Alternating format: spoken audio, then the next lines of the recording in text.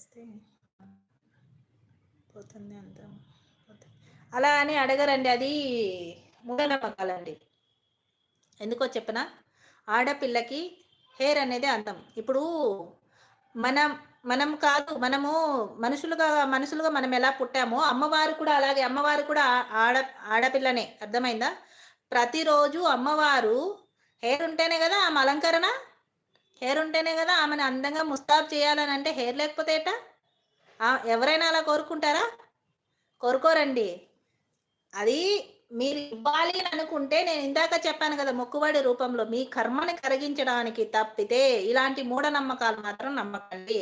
ఎవరో చెప్పిన విషయాలను అసలు నమ్మకండి. మీకు ధర్మం అనిపించిన విషయాన్ని మీరు నమ్మండి. ధర్మం అంటే ఏంటో తెలుసా?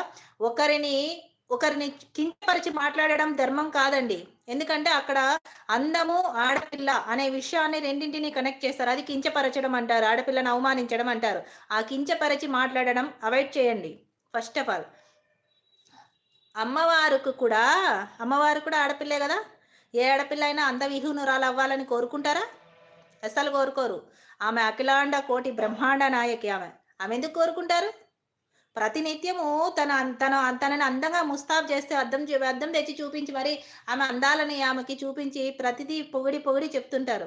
మరి ప్రతిరోజు ఆమెను అందంగా చూసుకునే ఆమె ఒకరి ఆడపిల్లలు అందవిహీనంగా ఉండాలని కోరుకుంటారా? శ్రీ మహాలక్ష్మి ఆవిడ. ఆమె కోరుకుంటారా?